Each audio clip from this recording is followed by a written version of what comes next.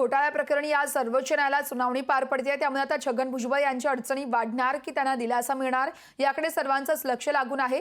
अंजली दमानिया यांनी खरं तर ही याचिका दाखल केली होती आणि याच याचिकेवरती सुप्रीम कोर्टात सुनावणी पार पडेल। त्यामुळे छगन भुजबळ यांना दिलासा मिळतोय की त्यांच्या अडचणीत वाढ होतीये याकडे सर्वांचंच लक्ष लागून आहे।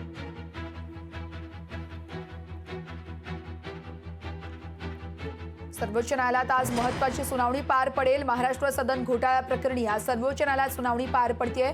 अंजली दमानिया यांनी ही याचिका दाखल केली होती आणि याच याचिकेवरती आज सुनावणी पार पडेल। थोडं ना बरंच चुकीचं चाललेलं आहे।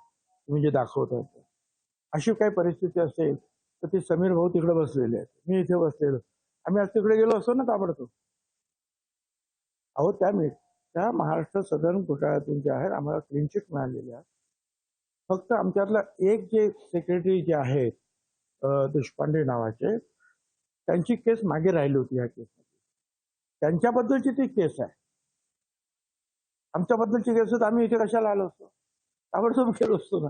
महाराष्ट्र सदन घोटाळा याच्यात छगन भुजबळांना सेशन्स कोर्टाकडनं डिस्चार्ज देण्यात आला होता। खरं तर डिस्चार्ज मिळाल्यानंतर त्यात अँटी करप्शन ब्युरोनी अपीलमध्ये जाणं भाग होतं आणि तसा GRही आहे। पण कदाचित फडणवीसांच्या दबावामुळे अँटी करप्शन ब्युरोनी काहीच केलं नाही। मी हायकोर्टाकडे तेव्हा एक अपील टाकलं होतं, पण ते जवळजवळ 1.5-2 वर्ष झाले। 5 जजेस पुढे ते लागलं, पण 5 जजेसनी नॉट बिफोर मी केल्यामुळे त्याचं हिअरिंगच लागत नव्हतं। आता तरी न्याय नक्कीच होईल अशी माझी खात्री आहे आणि जस्टिस मोडकांपुढे ते आहे केस।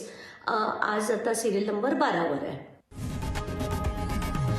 लोकशाही मराठी ऐका, पहा, जागरूक रहा।